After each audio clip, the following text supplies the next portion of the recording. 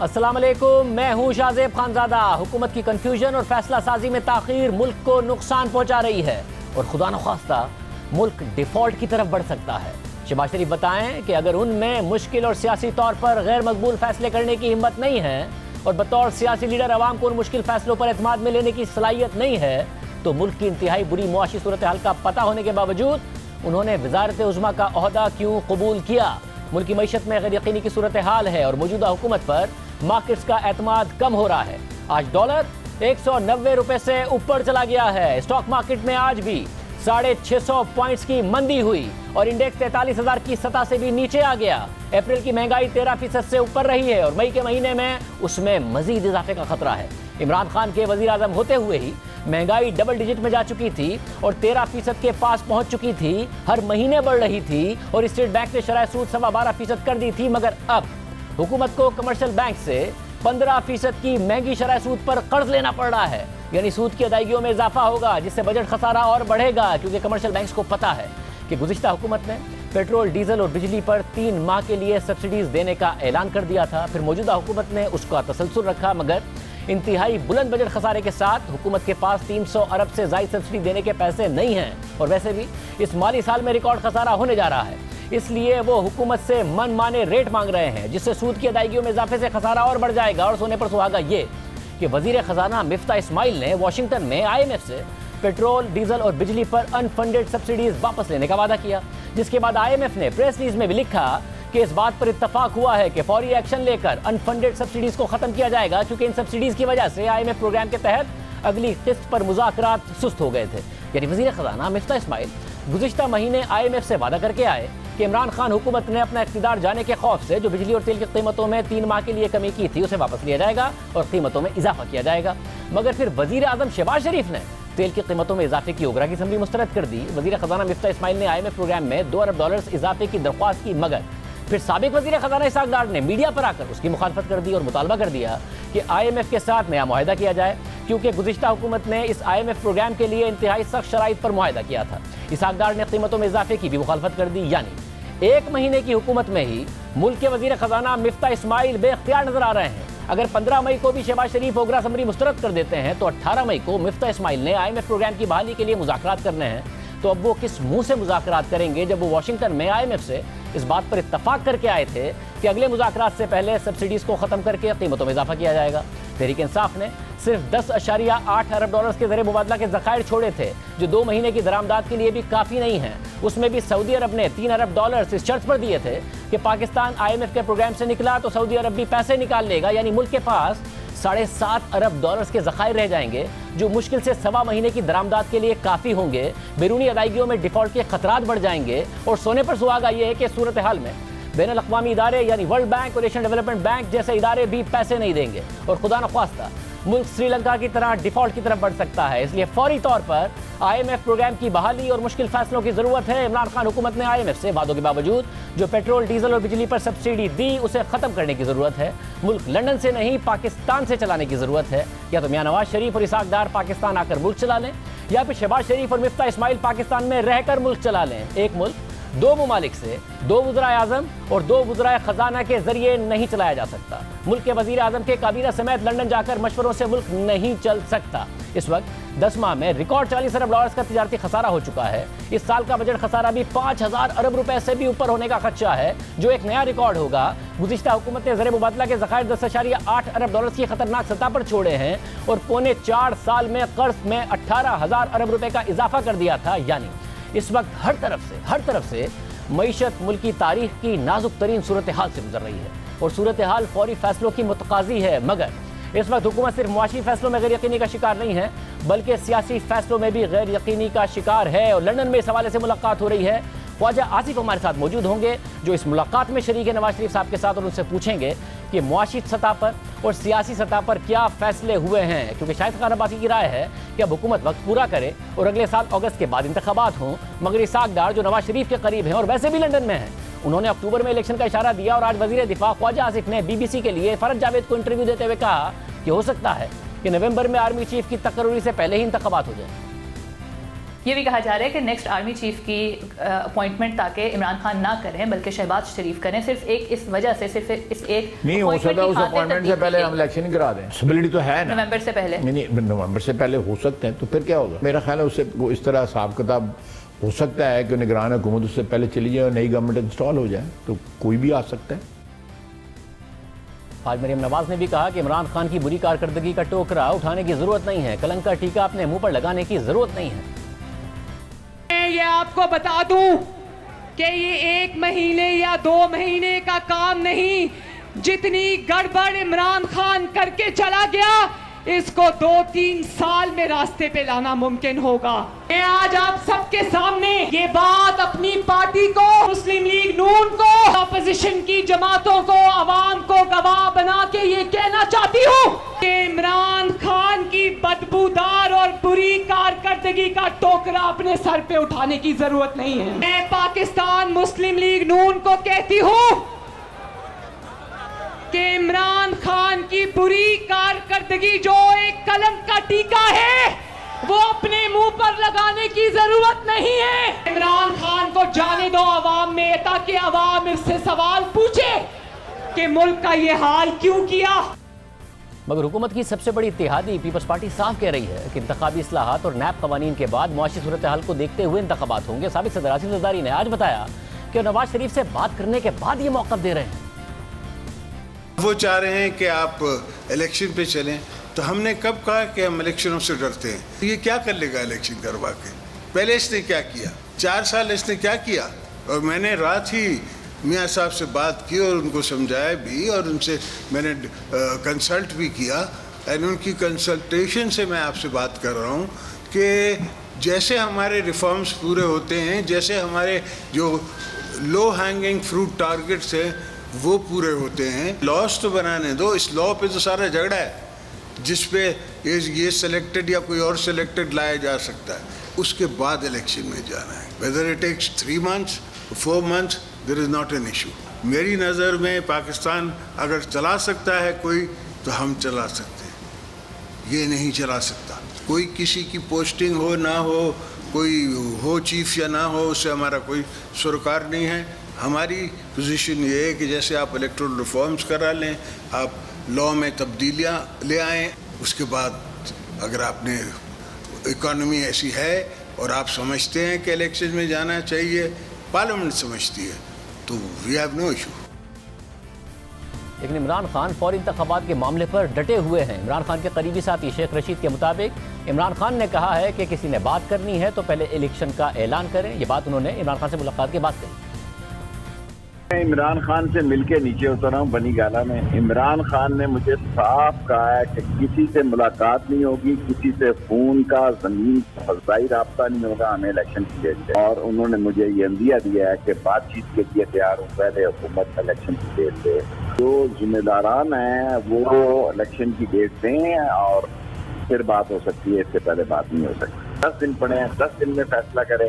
अगर एक दफा लॉन्ग मार्च का ऐलान हो गया, उसके बाद लॉन्ग मार्च होगा और लॉन्ग मार्च इलेक्शन की डेट से पहले वापस नहीं होगा। नून लीग फंस गई है, उन्होंने सोचा कुछ और था, वो कुछ और गया है। हमारे हल्के जितने कमजोर थे उतने मजबूत हो गए हैं। बिजली महंगी करनी है, पेट्रोल महंगा करना है, गैस महंगी करनी है, महंगाई होनी है, तो वो हमारे खाते से तो उतर के इनके गले में चली गई। जो हमारी भी गलतियां वो इनके गले में पड़ गई हैं। इमरान खान सियासी तौर पर जिंदा हो गए। इमरान खान जो सियासी तौर पर बहुत नीचे चला गया था, वो बहुत ऊपर चला गया है।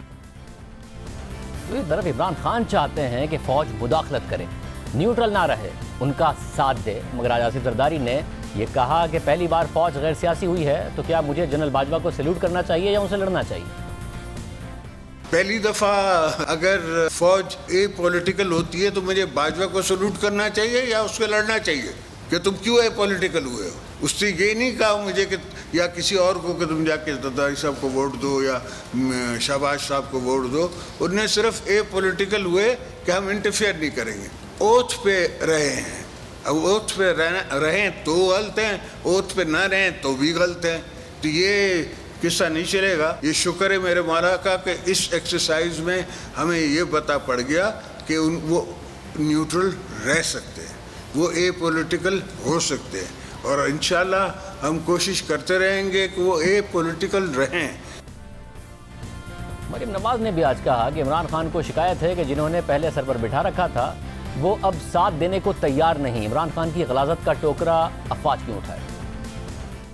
जब तक तुम्हारी कुर्सी रही इदारे बहुत अच्छे हुआ करते थे, अब तुम्हारे नीचे से कुर्सी खिसक गई तो तुम्हें मीर जाफर और मीर सादिक नजर आ गए। शिकायत सिर्फ ये है कि जिन्होंने पहले सर पे बिठा के रखा था अब वो साथ देने के लिए तैयार नहीं है। तुम्हारी गलाजत का टोकरा अफवाज पाकिस्तान क्यों उठाए? तुम्हारी गलाजत का टोकरा तुम्हारी गलाजत है। इमरान खान इसको तुम्हें ही अपने सर पे उठाना पड़ेगा इंशाल्लाह। इमरान खान 1.5 माह से मुसलसल ये कह रहे हैं कि उन्हें दौरा रूस की वजह से अमरीकी साजिश के जरिए हटाया गया, मगर रूस तो वो इस साल 23 फरवरी को गए थे। लेकिन अब वो ये भी कह रहे हैं कि वो जनरल फैज हमीद को DG ISI रखना चाहते थे क्योंकि उन्हें ऑपोजिशन की साजिश का पिछले साल जुलाई में ही पता चल गया था।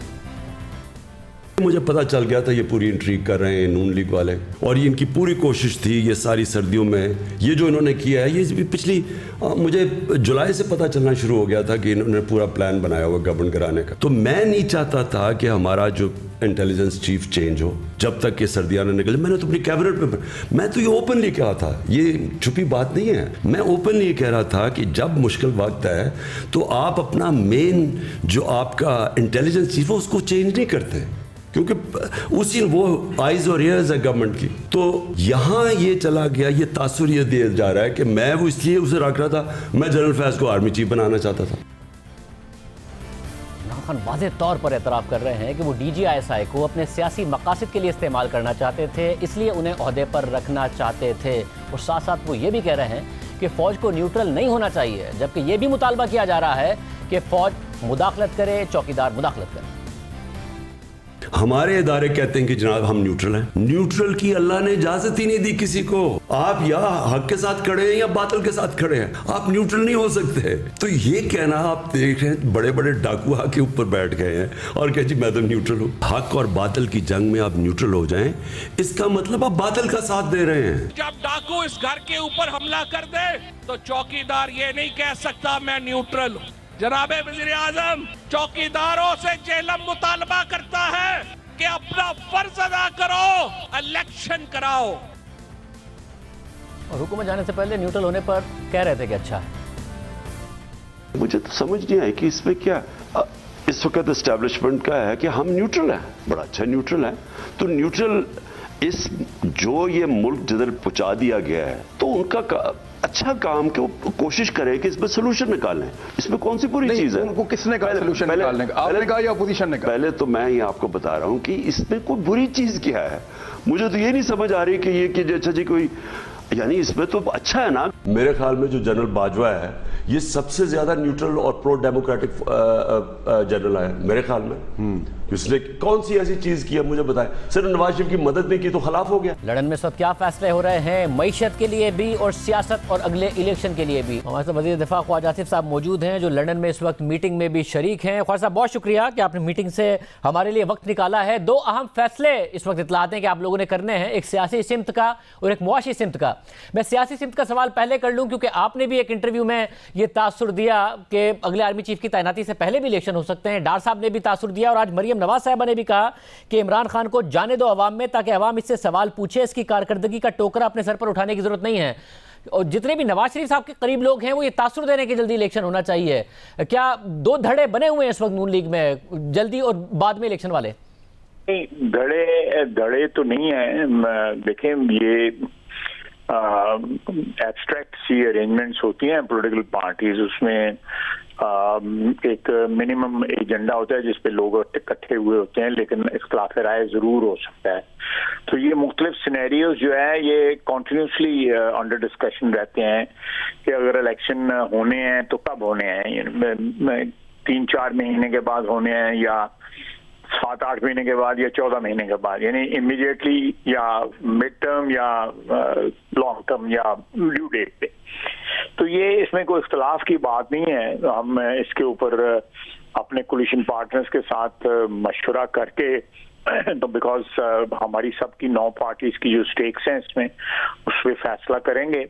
और कोई प्रेशर नहीं है सच हमारे ऊपर, लेकिन ये बात दुरुस्त है कि हम क्यों जो है पिछली हुकूमत की जो तबाही उन्होंने मचाई है 4 साल जो है पाकिस्तान की इकोनॉमी के साथ जो है, उसका जो है ओनस जो है हमारे ऊपर क्यों आए और वो उसका किस तरह सियासी तौर पे हैंडल करना है हमने के रिस्पॉन्सिबिलिटी जिन लोगों ने तबाही की है वो हमें शिफ्ट ना हो और वो उसका बर्डन जो है कैरी करें इलेक्शन के दौरान जो है। तो ये बेसिकली बैकग्राउंड है जिसको सामने रख के ये फैसला किया जा रहा है। ख्वाजा साहब, आज आसिफ जरदारी साहब ने कहा कि उनकी कल नवाज शरीफ साहब से बात हुई है, उसके बाद आज उन्होंने प्रेस कॉन्फ्रेंस की और कहा कि इस बात पर इत्तफाक हुआ है नवाज शरीफ साहब के साथ कि पहले इलेक्शन रिफॉर्म्स होंगे, नैब के रिफॉर्म्स होंगे, और उसके बाद हमें लगा कि मईशत ऐसी है कि इलेक्शन की तरफ जा सकते हैं तो जाएंगे। तो मईशत को संभालने में 2-3 महीने में तो नहीं संभलेगी। मैं उनसे इत्तफाक करता हूँ, ये बिल्कुल उनकी बात सही है और ये सही सोच है शाहजेब के। ये जो रिफॉर्म्स हैं, इलेक्शन रिफॉर्म्स हो गए या नैब पे रिफॉर्म्स हो गए या कोई और इस तरह की जो एक इम्पोर्टेंट लेजिस्लेशंस हैं, ये पिछले 4 साल से पीटीआई की गवर्नमेंट जब थी और अपोजिशन मुज़ाकरात चल रहे थे, वो मुज़ाकरात जो है एक वजह से या दूसरी वजह से जो है डेडलॉक का शिकार हो जाते थे। तो हम चाहते हैं कि ये नेक्स्ट इलेक्शंस में हम जो है ये सारी लेजिस्लेशन करके जाएं, खुसूसन जो है इलेक्शन रिफॉर्म्स जो हैं। नवाज शरीफ साहब क्या चाहते हैं, क्योंकि इतलात यही है कि नवाज शरीफ साहब को लगता है कि अगर अगले साल तक आप लोग गए तो सारा मलबा आप पर गिरेगा और आपकी कारकर्दगी पर सवाल हो रहा होगा, इसलिए फौरी इलेक्शन की तरफ जाना चाहिए। क्या ऐसा ही है? देखिए मियां साहब तो ऑब्वियसली सारी मशावरत के बाद जो है हमें गाइडेंस प्रोवाइड करेंगे। वो जो है इस वक्त मशावरत हो रही है, कोलिशन पार्टनर्स के साथ भी हो रही है, पार्टी के जो हयात की है उसमें भी मशावरत हो रही है, उसके बाद ही वो फैसला करेंगे। मेरा ख्याल है कि अभी जो सिमत का तयन जो है वो अल्टीमेटली कोलिशन पार्टनर्स के साथ मशावरत के बाद ही मियां साहब करेंगे। वैसे अब मसला ये है कि जाहिर है इसका तो आपके पास वक्त है सियासी सिमत के लिए कि आप इसका फैसला करें, मगर मुआशी फैसलों का वक्त नहीं है। और आप देख रहे हैं रुपया आज 190 रुपए से ऊपर चला गया, स्टॉक मार्केट में मुसलसल मंदी है, बहुत अनसर्टेनिटी है। तो Shehbaz Sharif I fully agree with you कि ये एक इमरजेंसी सिचुएशन है और ये फैसला फौरी तौर पे होना चाहिए। ये कल भी नहीं, आज भी होना चाहिए। ये बिल्कुल आप सही कह रहे हैं, क्योंकि उससे ये जो स्लाइड है डाउनवर्ड्स जो है वो उसी तरीके से रुक सकती है कि हम कोई फैसला कर लें और उस फैसले को जो है सपोर्ट जो है कोलिशन पार्टनर्स की भी हो, बिजनेस कम्युनिटी की भी हो, स्टॉक मार्केट की भी हो, आप लोगों की जो एनालिसिस करते हो उन लोगों की भी हो। मोस्टली जो ओपिनियन आ रहा है सोशल मीडिया पे या प्रिंट मीडिया में या इलेक्ट्रॉनिक मीडिया पे, वो रिफॉर्म्स के हक में आ रहा है। किसी ना किसी कोई बेरेबल जो है ना काबिल बर्दाश्त जो है उस हद तक या लेवल तक जो है वो रिफॉर्म्स कर दिए जाए। वैसे तो फिर ये बताइए ना, क्या शहबाज शरीफ साहब में बतौर वजीर आजम इस गैर मकबूल फैसले की हिम्मत नहीं है कि वो अवाम को ये बता सकें या समझा सकें कि भाई या तो मुल्क डिफॉल्ट कर जाएगा या फिर यह है कि मुझे IMF के प्रोग्राम के तहत कीमतें बढ़ानी पड़ेंगी और IMF की शराइत माननी पड़ेंगी जो गुज़िश्ता हुकूमत ने उनके साथ शराइत अग्री की थी, कि वो नहीं बता पा रहे हैं, इमरान खान के प्रेशर की वजह से डर रहे हैं? नहीं, प्रेशर की वजह से डर नहीं रहे। मैं समझता हूँ कि वो फैसला जो है ये आपकी जो एंजाइटी है इंशाल्लाह will take care of it in next 24 hours इंशाल्लाह। तो 24 आवर्स में क्या इस वक्त डिस्कशन का है? पूरे मुल्क में इस वक्त एंजाइटी है जो रुपए का हालत है और जो इस वक्त हालात है। मुझे भी एंजाइटी है, आपको भी एंजाइटी है, मुझे भी एंजाइटी है, बहुत एंजाइटी है। मतलब अगर कॉन्फिडेंस अगर एक दफा हुकूमत के ऊपर से खत्म हो जाए, आपको याद होगा 2018 में तहरीक इंसाफ ने कुछ फैसले देर से किए, बाद में इमरान खान साहब मानते हैं IMF के पास फौरन जाना चाहिए था, मगर फिर मार्केट्स का कॉन्फिडेंस जल्दी बिल्ड नहीं हुआ हुकूमत के ऊपर। आप लोग भी यूज कर जाएंगे। 100% जो है आपके साथ मैं एग्रीमेंट में हूँ, बिल्कुल ठीक कह रहे हैं आप, मेरी यही राय है। मैं I fully endorse your opinion. I am glad कि एक क्रेडिबल वॉइस जो है वो आप ऐड कर रहे हैं अपनी इसमें, और ये this will help, I will convey to the participants over here कि आपने ये कहा है। मगर मुझे साथ में फिर ये भी बताइएगा कि ये भी फैसला होगा कि पाकिस्तान ही में फैसले होंगे और पाकिस्तान का एक वजीर आजम और पाकिस्तान का एक फाइनेंस मिनिस्टर फैसला करेगा, क्योंकि वो मिफ्ता इस्माइल साहब नहीं, एक मसला है, मैं मेरी बात सुनिएगा। मिफ्ता इस्माइल साहब IMF से एग्री करके आते हैं और प्रेस रिलीज में होता है कि हाँ जी जो अनफंडेड सब्सिडीज हैं वो खत्म करेंगे, बाद में शहबाज शरीफ साहब कुछ और फैसला कर देते हैं, इसहाक डार साहब एक और इंटरव्यू दे देते हैं कि नहीं जी हमें तो प्रोग्राम ही नया करना चाहिए। तो या तो इसहाक डार साहब को पाकिस्तान लाके वजीर खजाना बना दें या फिर मिफ्ता इस्माइल साहब को बाइख्तियार वजीर खजाना बना दें। मैंने मिफ्ता वजीर खजाना है हमारा, इसमें कोई शक नहीं। There is no absolutely no duality as per the ministry of finance और the finance policy is concern. ये सारे कोलिशन पार्टनर्स के मशवरे से हम कर रहे हैं और आप जो बात कर रहे हैं वो दुरुस्त कर रहे हैं, मैं उससे एग्री करता हूँ कि ये डिले जो है इट इज हर्टिंग नाउ, ये बिल्कुल जो है वो आज मीटिंग में भी इस पर बात हुई है। जी बिल्कुल बात हो भी रही है और इंशाल्लाह ताला जारी रहेगी ये बातचीत जो है। मगर मुश्किल फैसले करने के लिए तैयार है आपकी हुकूमत या नहीं है, ये बता दीजिए। जी बिल्कुल मुश्किल फैसले करने के लिए हम तैयार हैं, बिल्कुल करने पड़ेंगे। जो तबाही और बर्बादी की जो दास्तान छोड़ गए हैं ये PTI वाले, अगर हमें जिम्मेदारी जो है पार्लियामेंट ने दी है तो हम उस जिम्मेदारी को बिल्कुल निभाएंगे भी और कुछ खूबी से निभाएंगे और पाकिस्तान की आवाम को एतमाद में लेके निभाएंगे कि ये एक मुश्किल फैसले हैं और इसकी जिम्मेदार जो है PTI है और PTI के जो आने वाले इलेक्शनों में जब भी उनका इनेकाद होता है उनको इसका जवाब देना पड़ेगा आवाम के सामने। ख्वाजा साहब, ज़ाहिर आप क्योंकि आप ऐसे पोर्टफोलियोज रहे हैं आपके पास कि आप मईशत को भी समझते हैं और फिर कॉन्स्टिट्यूंसी पॉलिटिक्स को भी समझते हैं। जब मुश्किल फैसले करेंगे, IMF का प्रोग्राम हो वो बहाल हो, फिर एक मुश्किल बजट हो, IMF की डिमांड है 7,000 अरब रुपए से ऊपर के टैक्सेस इकट्ठे हों अगले साल के लिए 300, तो फिर आप इस बजट के बाद अगला बजट ही देके जाएंगे ना, स्टेबलाइज करेंगे, अगले बजट को पॉपुलिस्ट बनाएंगे, उसके बाद इलेक्शन में जाएंगे, फौरी तौर पर मुश्किल फैसले अनपॉपुलर फैसले करके कैसे जाएंगे? ये जो आप बता रहे हैं रास्ता जो जिसका आप तयन कर रहे हैं, मेरा ख्याल है यही रास्ता मुनासिब होगा जो है, लेकिन मेरा मतलब मैं तो आपकी राय को इंडोर्स कर रहा हूँ, लेकिन फैसला अब तक इस सिलसिले में कोई हुआ नहीं है। आपकी अपनी राय क्या है? फौरी इलेक्शन, अक्टूबर नवंबर में इलेक्शन या फिर अगले साल इलेक्शन? देखिए मैंने तो जो BBC को इंटरव्यू में कहा है वो तो प्योरली मैंने जो उन्होंने मुझे नवंबर में जो डिसीजन होने वाला है तैनाती का चीफ ऑफ स्टाफ की उसके हवाले से पूछा था, तो मैं उसके हवाले से जवाब दिया है। लेकिन मेरा ख्याल है कि ये फैसला जो है ना, it is subject to the decision we take on economic reforms. वो फैसला होगा तो उसके साथ ऑटोमेटिकली ये पॉलिटिकल फैसला भी है उसी लाइन में या उसी उसमें हो जाएगा इंशाल्लाह। अगर मुश्किल मुआशी फैसले किए तो आप कह रहे हैं फिर उसकी इम्प्लीमेंटेशन के लिए भी आप टाइम लेंगे? देखिए ये किस तरह एब्जॉर्ब करती है उन फैसलों को पाकिस्तानी अवाम जो है, इकोनॉमी किस तरह एब्जॉर्ब करती है, मार्केट किस तरह एब्जॉर्ब करती है, ये सारी चीजें देख के वो फैसला करना पड़ेगा।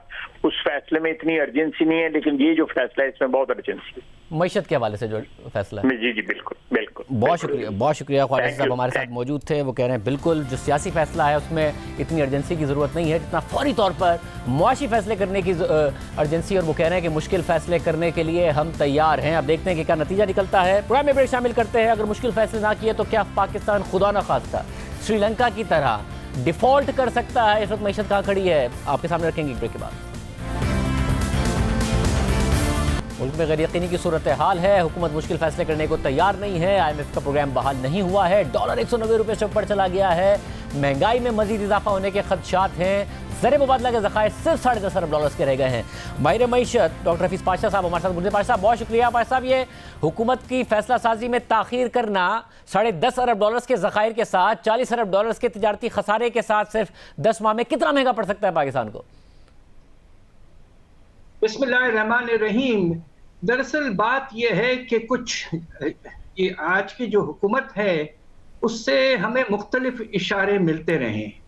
रोज़ाना आप ये देखिएगा कि फाइनेंस मिनिस्टर साहब कुछ कहते हैं और फिर लंदन से जो बात आती है वो कुछ और होती है। उससे भी जो अनसर्टनिटी है कि हमारी हुकूमत की पोजीशन क्या है वो वाज़े नहीं हो रही है, और इससे जिसे कहते हैं ना कि अनसर्टनिटी में इजाफा हो रहा है।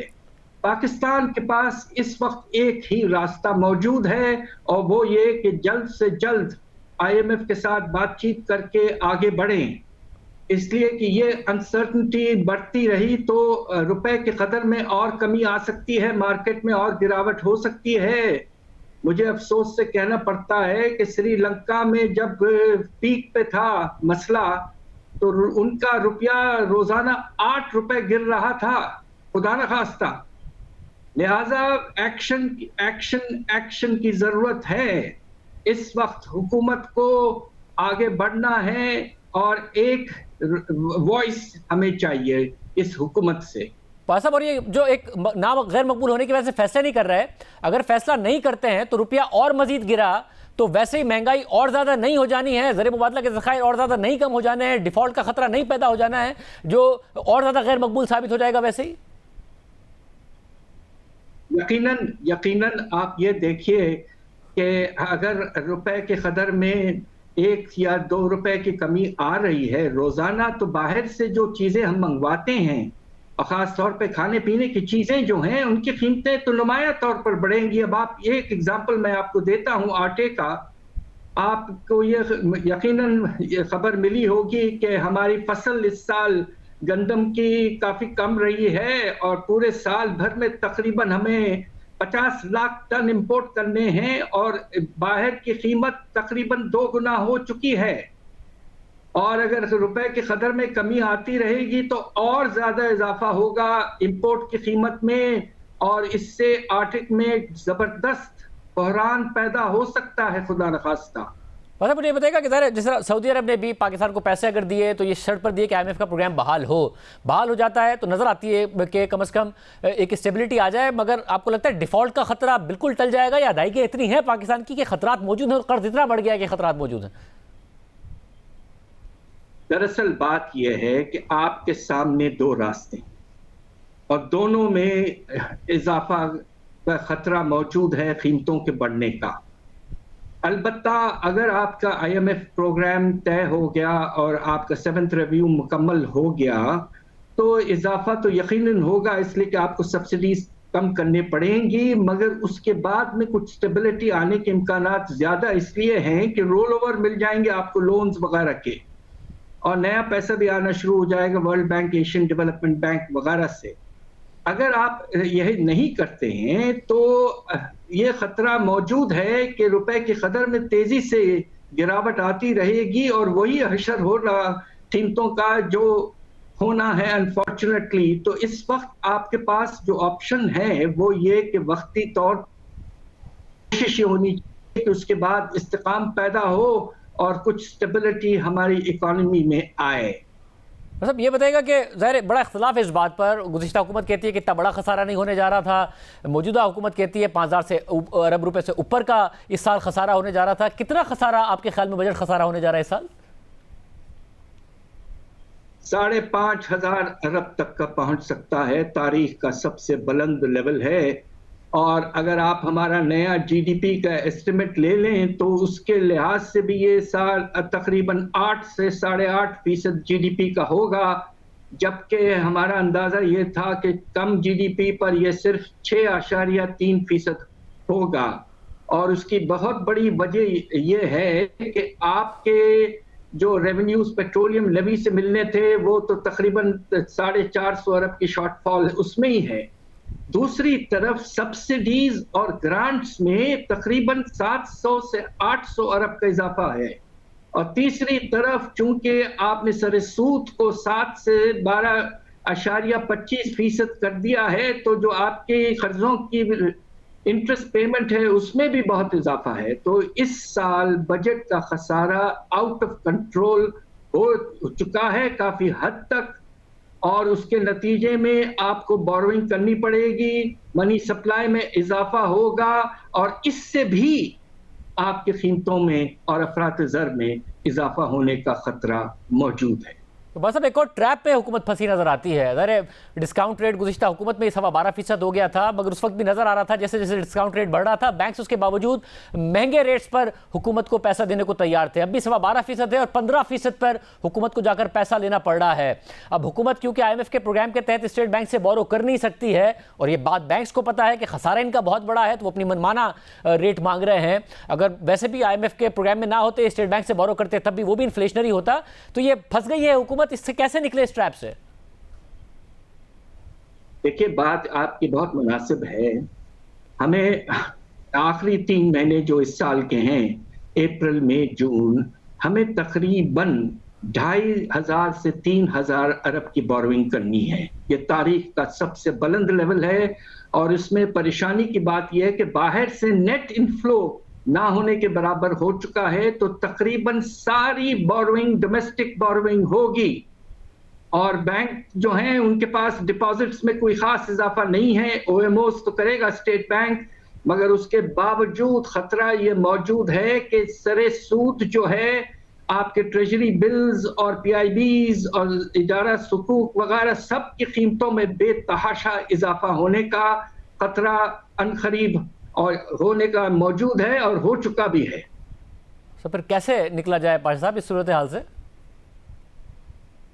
बजट पहले लाएं, बजट मई के एंड तक ले आएं और उस बजट में सोच समझकर मुनासिब टैक्सेशन रिफॉर्म्स ले आएं।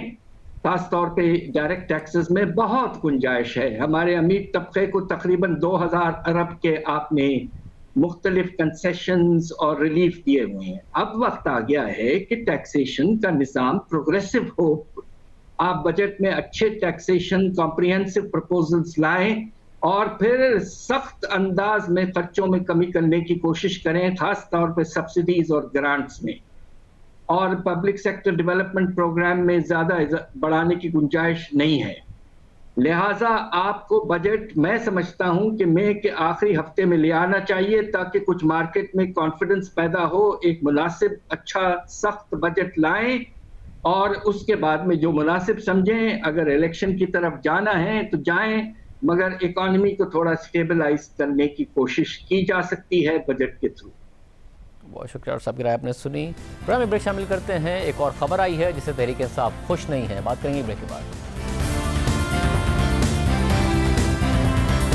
तहरीक इंसाफ को आज एक और बड़ा धचका लगा है। इलेक्शन कमीशन ने PTI के 20 मुनहरिफ अराकीन कौमी असम्बली की नाअहली से मुतालिक रेफरेंस खारिज कर दिया है और ये सारे अराकीन नाअहल या डी सीट होने से बच गए हैं। चीफ इलेक्शन कमिश्नर ने 3 रुकनी कमीशन का मुत्तफ़िका फैसला सुनाते हुए कहा कि मज़कूर अराकीन के खिलाफ रेफरेंस आइन के आर्टिकल 63(1)A के तहत साबित नहीं हुआ, क्योंकि इन अराकीन ने तहरीक अदम एतमाद में वोट ही नहीं दिया था, इसलिए इन पर आर्टिकल 63(A) के तहत नाअहली का इतलाक नहीं होता।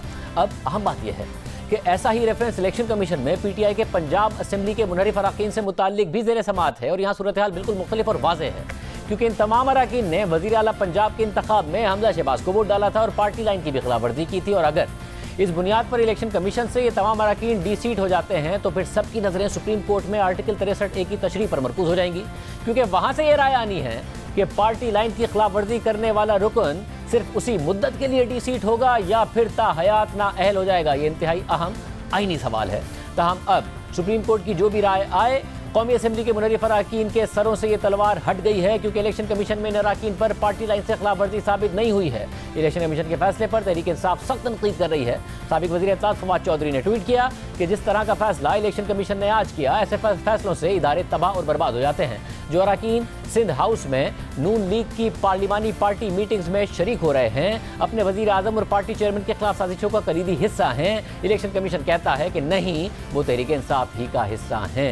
इस पर बात करने के लिए हमारे साथ बिलडैत के सदर अहमद बिलाल महबूब साहब मौजूद हैं। बहुत शुक्रिया मैं शो में ज्वाइन करने के लिए। ज़ाहिर इलेक्शन कमीशन का फैसला आया, इन अराकीन ने वोट वाक़ईतन नहीं डाला था, मगर सिंध हाउस में ये नजर आए थे, जिस बुनियाद पर ये कह रहे हैं कि पार्टी ये छोड़ चुके थे। आप क्या समझते हैं, क्या इलेक्शन कमीशन का फैसला दुरुस्त है, क्योंकि तहरीक इंसाफ समझती है दुरुस्त नहीं है?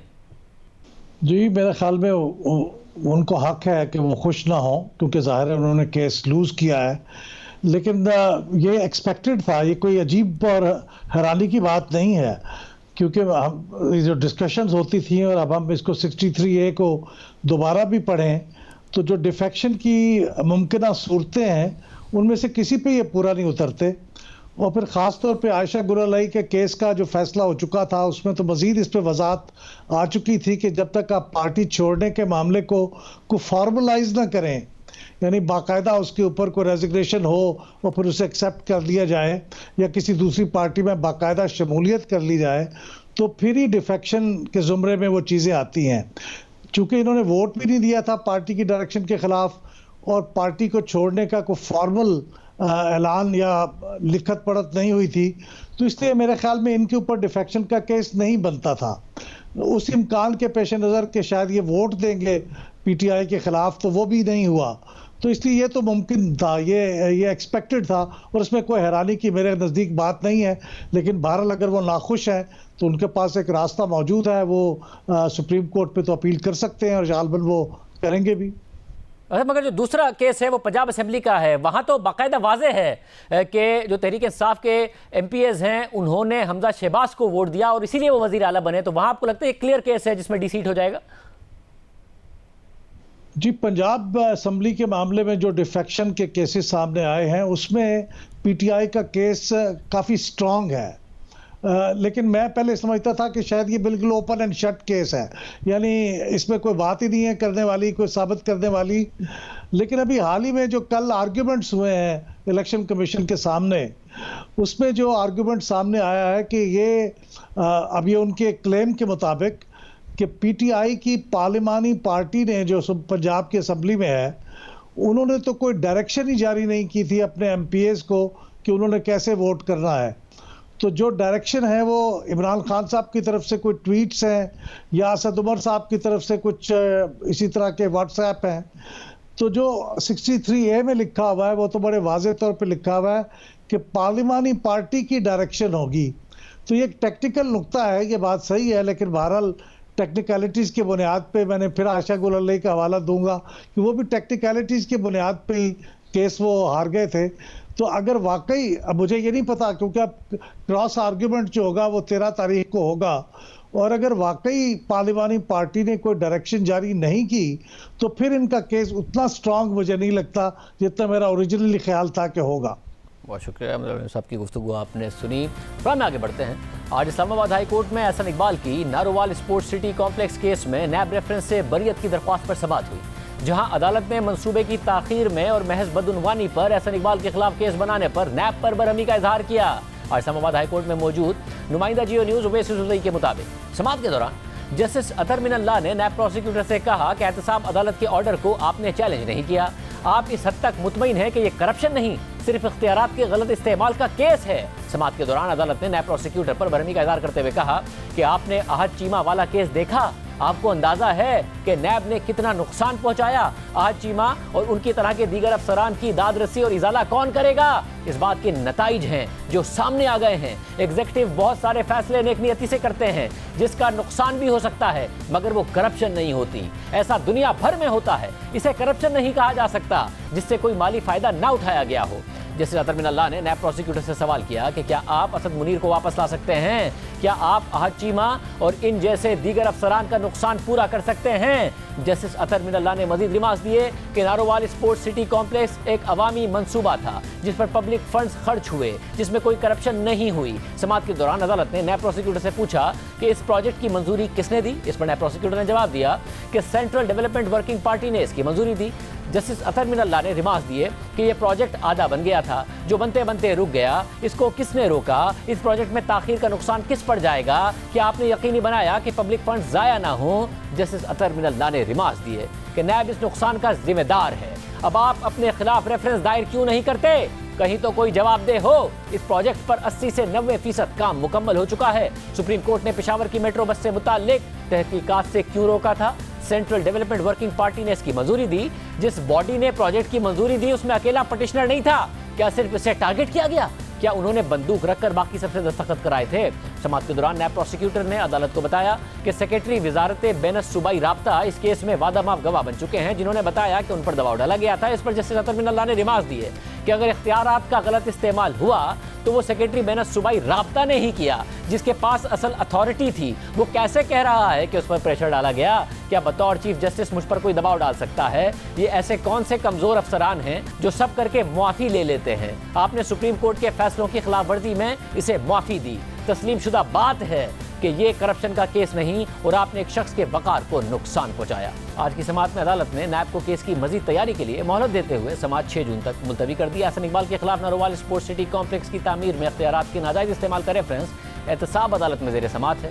एहसन इकबाल पर करप्शन का कोई इल्ज़ाम नहीं है, इख्तियारात के गलत इस्तेमाल का इल्ज़ाम लगा दिया गया है। इजाज़त, अल्लाह हाफ़िज़।